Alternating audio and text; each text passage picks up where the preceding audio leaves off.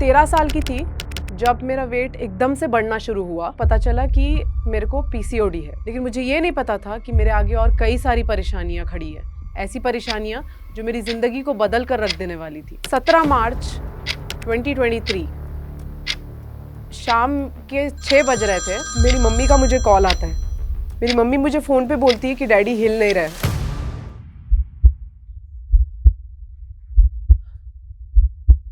एक मिनट।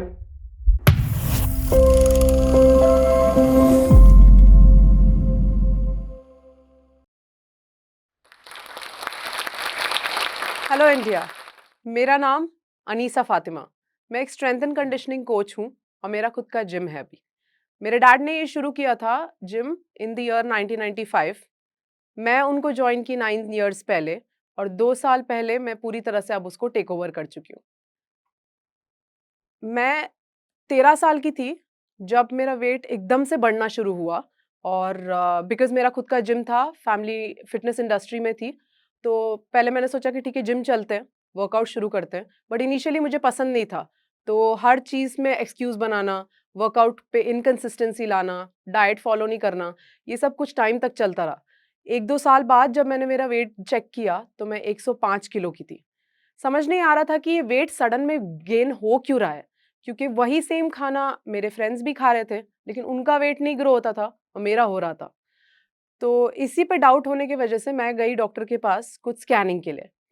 वो स्कैनिंग्स जब कराए तो पता चला कि मेरे को पीसीओडी है, मतलब पॉलीसिस्टिक ओवेरियन डिजीज। जब मुझे इसके बारे में पता चला तो डॉक्टर ने सिर्फ इतना बताया कि आपको मेडिसिन लेना है और इसको अपनी लाइफस्टाइल में रखना है। लकीली मेरे फादर इस चीज़ के अगेंस्ट थे। उनको इतना ज़्यादा विशियस साइकिल में मेडिसिन को लेकर फँसना बिल्कुल पसंद नहीं था। तो उन्होंने बोला कि ठीक है मेडिसिन ले लेंगे, let that be the last resort, but उससे पहले अपनी लाइफ़स्टाइल सुधारो। टाइम पे सोना, टाइम पे करेक्ट खाना खाना, ना न्यूट्रिशन करेक्ट करना अपना और वर्कआउट्स के साथ कंसिस्टेंसी बनाए रखना। तो मैंने बोला ठीक है अगर हो ही रहा है वेट गेन, कैसे भी कम तो करना ही है, तो ठीक है एक काम कर लेते हैं, ये कोशिश करके देखते हैं, नहीं हुआ तो फिर मेडिसिन्स लेंगे। जब जब वेट गेन मेरा शुरू होने लगा, तो मैंने सोचा कि ठीक है अगर वर्कआउट कर सकते हैं तो करके देखते हैं। स्टार्टिंग में बहुत मुश्किल होती थी क्योंकि हो नहीं पाते थे वर्कआउट सीधे से। मैंने बोला ठीक है 15 मिनट से शुरू करते हैं, उसके बाद उसको आधा घंटा करते हैं और फिर उसके बाद उसकी कंसिस्टेंसी बनाए रखते हैं। वो भले ही 15 मिनट क्यों ना हो, लेकिन हर दिन जाएँगे और वर्कआउट कोशिश करेंगे। तो ये चीज़ जब शुरू होने लगी, ज़्यादा कंसिस्टेंसी बढ़ने लगी, 1 महीने के अंदर थोड़े से चेंजेस आए। फर्स्ट चेंज मेरा menstrual cycle dot on date आया, जो चीज़ इर्रेगुलर हो चुकी थी मेरे वेट गेन होने की वजह से। और ये सारी सिम्पटम्स जो मेरे अंदर दिख रही थी, वो सारी बॉयल डाउन हो रही थी सिर्फ़ पीसीओडी के लिए।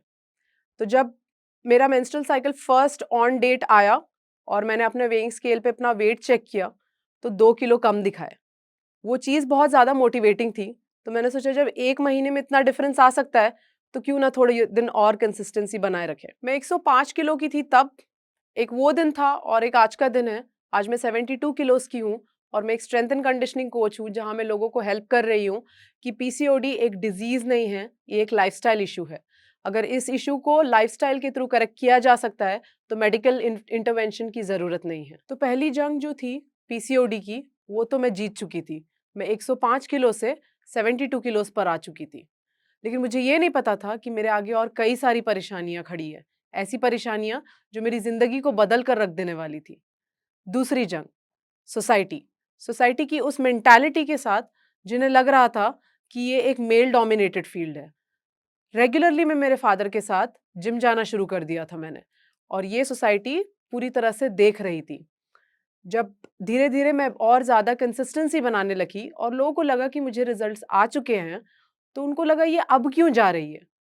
इसी से मुझे एक छोटा-सा किस्सा याद आ रहा है। एक दिन सुबह 4 बजे मैं मेरे फादर के साथ वर्कआउट कर रही थी।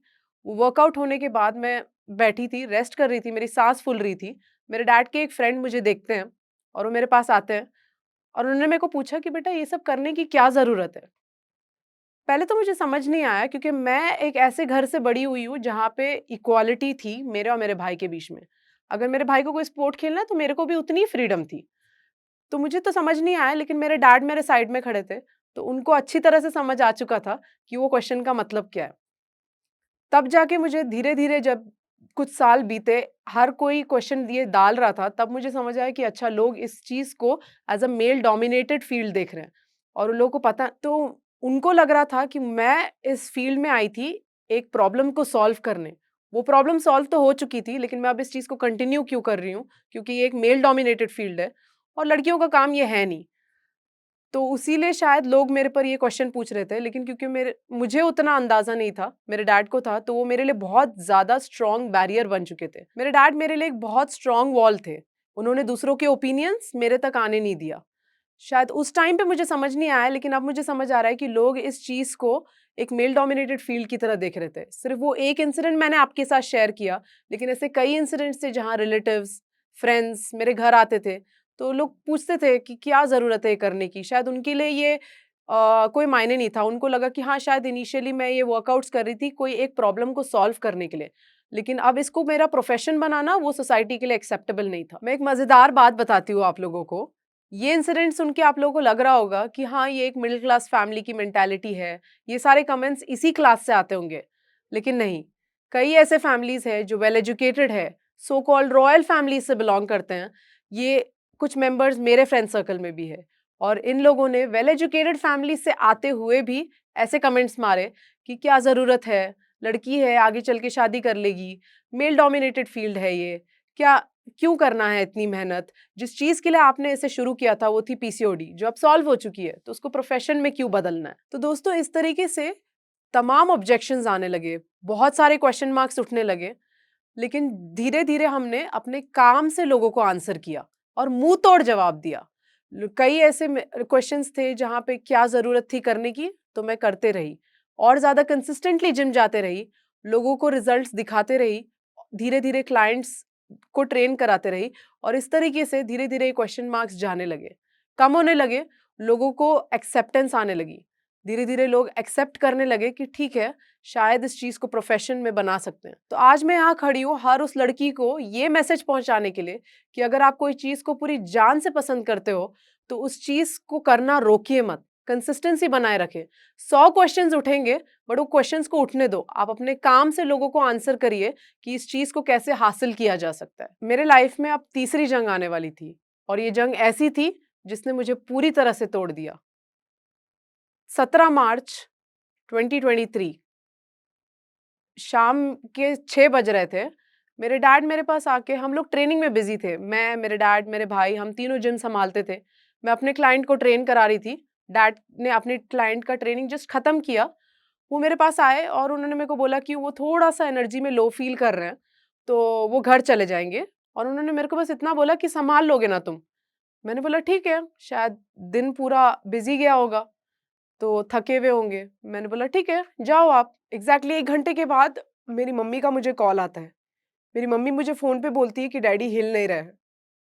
मैं जिम जिस हालत में था, उस हालत में छोड़कर मेरे भाई के साथ घर पहुँची।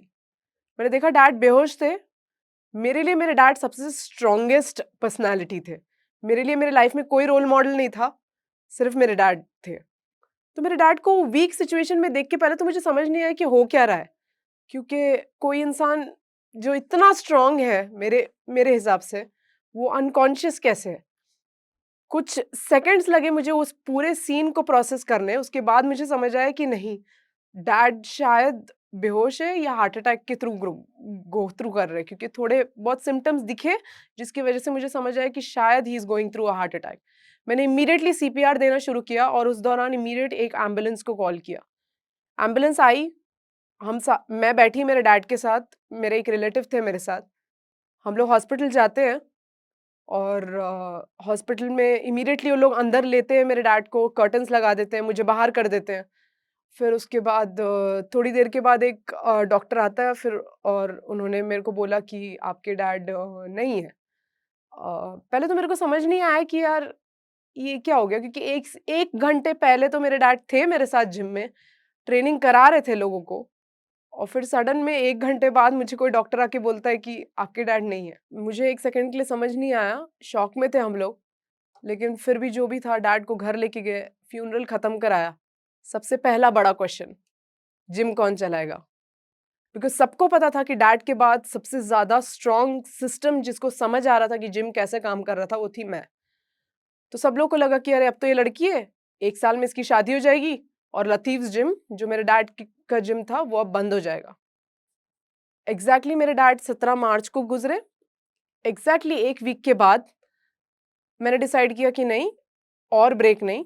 सुबह 4 बजे उठी, जिम गई। आई थिंक अगर उस दिन मैं सो जाती, तो कई ऐसे चीज़ें थे जो लोगों के दिमाग में था कि अब ये जिम बंद हो जाएगा, ये अब नहीं कर पाएगी, शायद वो सच हो जाती।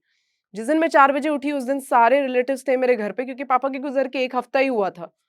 तो कई लोगों ने बोला क्या ज़रूरत है इतनी जल्दी जाने की, रेस्ट कर लो।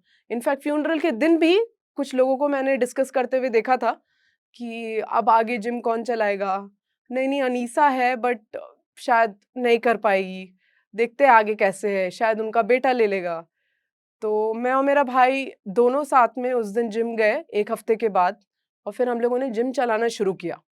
इनिशियली बहुत ज़्यादा लोड था, क्योंकि तब तक हमें समझ नहीं आया था कि मेरे डैड कितना ज़्यादा वर्क का लोड ले चुके थे उनके ऊपर। तो जैसे-जैसे क्लाइंट्स को कैसे उनके रूटीन्स ऑल्टर करना, कैसे पेमेंट्स करना है, बिल्स कैसे पे करना है, इसका मुझे कोई आइडिया नहीं था। मुझे पता था हाँ, डैड है, कर लेंगे, और मैंने कभी उनको क्रॉस क्वेश्चन भी नहीं किया कि डैडी आप ये कैसे कर रहे हो? क्योंकि कल को अगर आप नहीं हो तो मुझे समझना चाहिए कि ये बिज़नेस को कैसे काम किया जा सकता है। तो मुझे आइडिया ही नहीं था वो चीज़ का। तो 1 महीने तो यही समझने में लग गया कि कैसे काम करना है, बिज़नेस को कैसे चलाना है। तो कई ऐसे फेल्स भी हुए चीज़ों के, जैसे कोई टास्क था, कुछ ऐसे टास्क थे जो मैं कर रही थी, लेकिन कुछ ऐसे भी टास्क थे जो मैं फेल हो रही थी, अप टू द मार्क नहीं कर पा रही थी, जैसे मेरे डैड कर पाते थे। तो इस दौरान मैं 2 चीज़ों के साथ स्ट्रगल कर रही थी। एक तो फाइनेंस देखना ही था मुझे जिम का, कि कैसे बिज़नेस को ग्रो करना है और कैसे आगे बढ़ेगा।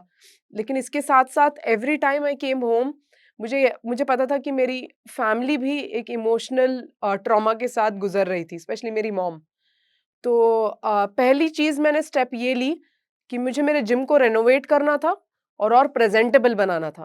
क्योंकि मुझे पता था कि ये बिज़नेस को अभी मुझे और ऊपर लेके जाना है। तो पहली चीज़ मैंने ये की कि मेरे जिम को पूरी तरह रेनोवेट किया।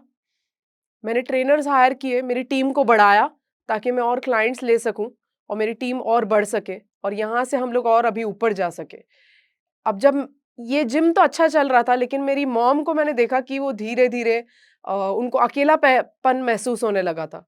तो मैंने सोचा ठीक है, बिकॉज़ मेरी मॉम बहुत अच्छे से जानी जाती थी मेरे फ्रेंड सर्कल में फॉर मेकिंग हेल्दी फूड, जिसकी वजह से मैं आज यहाँ हूँ। क्योंकि एक तो एक्सरसाइज़ हो ही जाता है, लेकिन उसके साथ-साथ फिर न्यूट्रिशन भी हो जाता है, कि अगर आपका न्यूट्रिशन बहुत अच्छा हो, आप हेल्दी खा रहे हो, तो उससे आप एक एक एक्सरसाइज़ और न्यूट्रिशन एक-दूसरे को कॉम्प्लीमेंट करते हैं।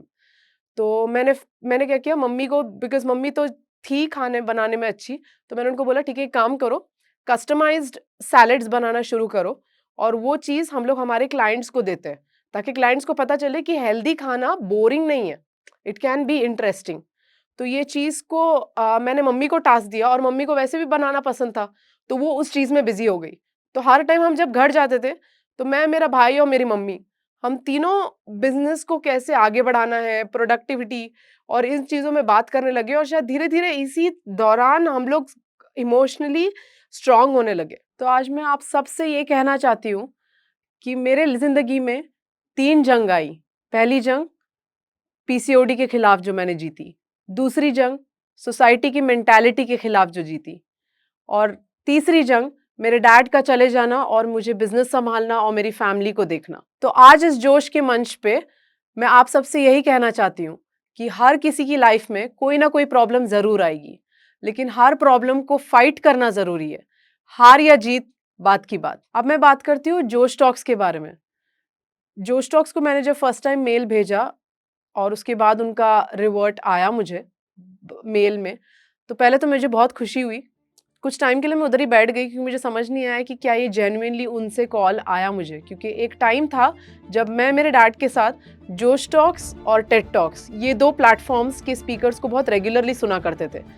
मुझे नहीं बिलीव हो रहा था कि आज उन दोनों में से एक ऐसा स्टेज होगा जहाँ पे मैं खड़े रहूँगी और मैं बात कर पाऊँगी, क्योंकि जोश टॉक्स का जो विज़न है वो ये है कि वो ज़्यादा से ज़्यादा यूथ पे इम्पैक्ट कर सके। जैसे आज मैं यहाँ खड़ी हूँ आप लोगों को बताने के लिए कि पीसीओडी या मेरे लाइफ के स्ट्रगल्स को कैसे मैंने ओवरकम किया।